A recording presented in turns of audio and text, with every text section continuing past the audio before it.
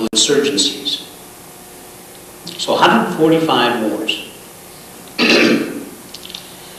Dr. Rudy Rsyer, who is a professor at the University of Cape Town in South Africa, completed a study 2 years ago that concluded that between political wars and eco-wars, as he defined them, upwards to 69 million people from nations worldwide were killed between 1945 and 1993. Now, I don't expect you to remember those. I'm going to come back to them. But I've called your attention, or attempted to call your attention, to foodstuffs that appear to be disappearing and human beings who appear to be disappearing. Now, in my presentation, there are 4 things I want to talk about. What is the anti-Indian movement, and what are its aims, and where did the anti-Indian movement come from? Since many of you may not have heard of it before, this seems like an appropriate question. Secondly, how is the anti-Indian movement a part of the hemispheric land wars that began in earnest in 1975? And what have been the effects of these hemispheric wars on the natural environment and the cultures of nations? That's the second question. Third question that I will attempt to address is there any connection between the rise in the anti-Indian movement in Canada and the collapse of the Soviet Union and Pierre Trudeau's issuance of the White Paper in 1969? Right. And finally, I would offer this final thing I will attempt to do, and you can see all of us are ambitious. Brutus was ambitious. Why was the anti-Indian movement, and why is it a disaster that will wreak havoc for Indians now, but ordinary Canadians later? And what can be done now to face down the anti-Indian movement while moving to a new political era of mutual coexistence between ancient nations and the youthful state of Canada? So, those are the things I wish to talk about. And now I have 4 minutes to talk about them.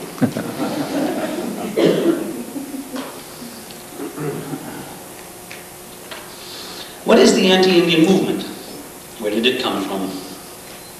Well, it is a loose coalition of individuals, non-Indian primarily, who are property owners, recreational users of natural resources, developers and entrepreneurs, conservative and progressive development politicians, big business, transnational corporations, right-wing activists, and far-right white supremacists. Is that a mixture or what? It took me 8 years to determine what that mixture was. The mixture comes about because there are people who come from different places for different purposes and land in one place all at the same time. They landed in Indian country, in North America. What I may say throughout this presentation, I hasten to say, may be a little controversial to some of you. And I'm now wanting to make a parenthetic remark. And that is, I come from outside this country. Not far from outside this country, mind you, but outside this country. And so I stand before you as an observer and a critic. And I may be a little harsh because I'm looking through eyes that don't have any special interests to be protected here. And so you'll forgive me if at times my words sound harsh. They aren't intended to hurt. They're merely intended to ask that your eyes open as mine have, and if you see what I see, then perhaps you can act in a way that I cannot. The anti-Indian movement is a movement, not an organization, that seeks to destroy First Nations and confiscate their land and natural resources. It's an important point here that most people, I think, find it difficult to comprehend. And that is, there are trends and behaviors of different groups that converge, unintentionally very often, but converge nevertheless. And they have often a profound, unified effect, unintended. And in fact, if you ask some of the people in such movements whether they planned anything, they will say, of course we did. And then you will know they are liars too. Organizations are intentional efforts on the part of anyone to focus on a particular activity for common interest. Movements, on the other hand, have a tendency to be interests that come from different directions that converge for common purpose only because its opportunity is presented. It turns out that it is such convergence of parts of a movement and several movements that has created the anti-Indian movement out of the various parts I mentioned earlier. Big business has its interest because it wishes to have raw material. Transnational corporations wish to have raw material as well, but they wish to have someone else produce it for them. Conservative, progressive development politicians have what seem to be opposing interests, but in fact they have exactly the same interests. And that is, they wish to get for themselves and their constituents a progressive or focused power. Developers and entrepreneurs, that's fairly self-evident, seeking only to do what they find is in their interest. Namely, if there's an opportunity, develop it. Make your resources benefit yourself, pack your grip and go.